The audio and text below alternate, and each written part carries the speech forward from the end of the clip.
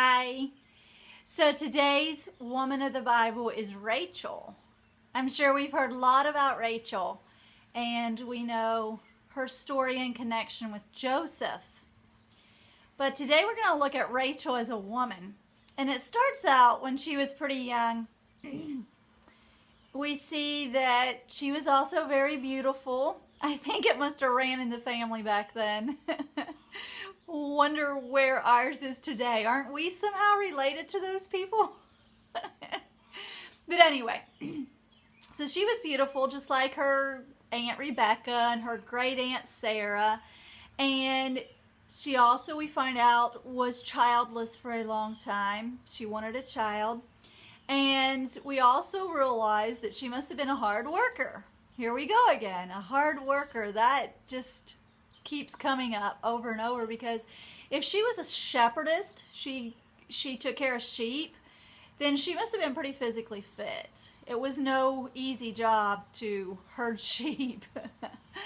So anyway, so we know she was beautiful and she probably was very physically fit. So that's some goals I achieved to be.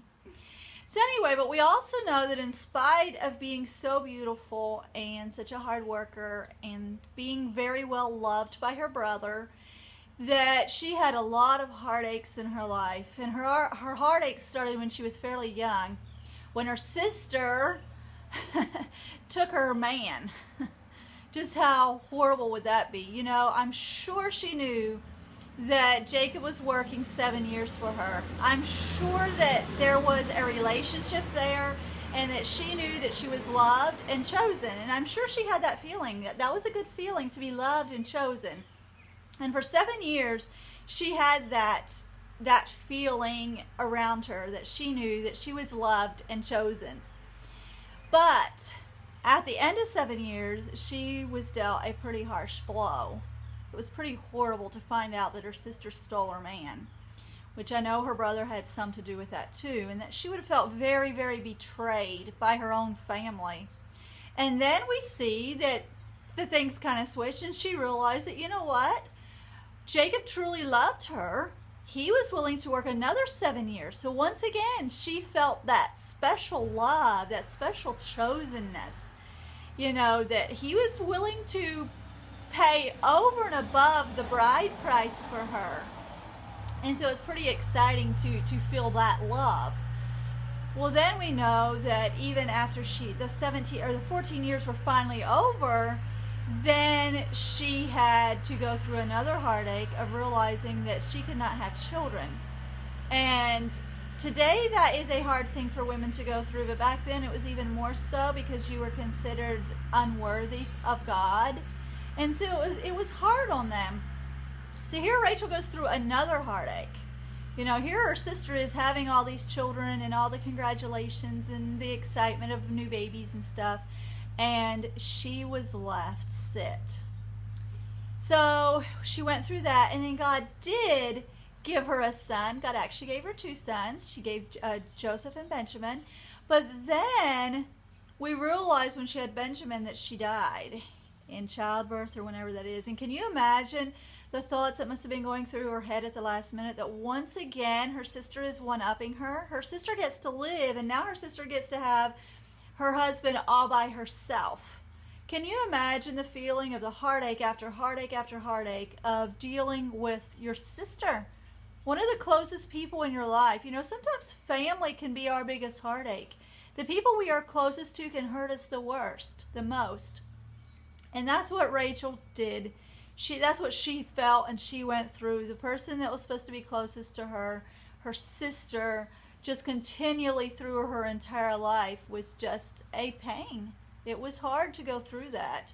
Her sister always went after her. She was never good enough. She was beautiful, but she was never good enough. Her sister was always better than her. You know, people and things will always fail us. If we look to them for our fulfillments, we're going to have a lot of hurts in life, a lot of disappointments. We're going to start to believe the devil's lie that we're not good enough. We're going to have a struggle with our self-worth. We're going to forget the promises in the Bible that God talks about how much we mean to him and how much we are worth. And we're going to start to believe lies if we look to things and people to bring us contentment and satisfaction. You know, she looked to her husband and she looked to children, and it never worked for her.